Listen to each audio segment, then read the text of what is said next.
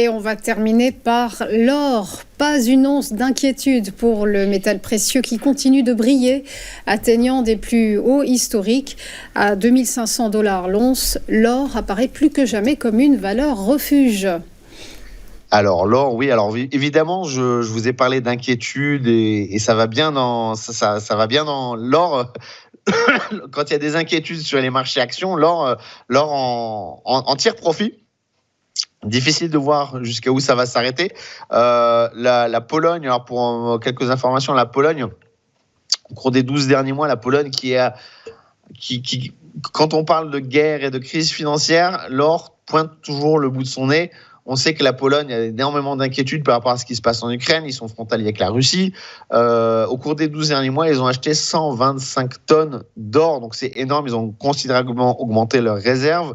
Ce qui joue aussi ce qui permet aussi à l'or de briller on ne peut plus en ce moment avec des plus hauts historiques. À même 2517 ce matin, la hausse ne s'arrête plus.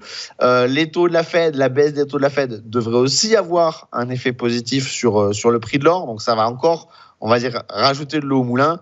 C'est l'actif par excellence, bien sûr, comme on le disait en cas de guerre. Jusqu'à où il peut monter, alors ça c'est toujours difficile, on est sur des plus hauts historiques. Tant qu'on n'a pas des niveaux de résistance qui se sont construits, c'est très difficile de faire des anticipations. Maintenant, si je regarde un petit peu les canals, ici aussi j'ai tracé un rectangle, on peut anticiper assez facilement une hausse jusqu'à 2600 sans être non plus dans la fiction, je pense. Certaines banques annoncent même 2800, 3000. Moi, je suis plus modéré. Quoi qu'il en soit, c'est sûr que dans un contexte où on est inquiet, l'or cristallise les intérêts des investisseurs. Attention quand même aussi parce que ceux qui s'intéressent à l'or, j'ai discuté avec des investisseurs, que ce soit sur les réseaux sociaux et sur les forums, c'est aussi des gens qui sont dans le scénario le catastrophe, donc le pire du pire. Alors c'est vrai qu'en cas de guerre ou d'effondrement des marchés ou de grosses crises financières, l'or est un atout. Maintenant, attention quand même aux effets. Dans l'histoire, on a vu aussi que les réserves d'or accumulées par les États en cas de guerre peuvent être aussi utilisées pour financer l'effort de guerre. Donc, voire même avoir des... donc, faut être mitigé.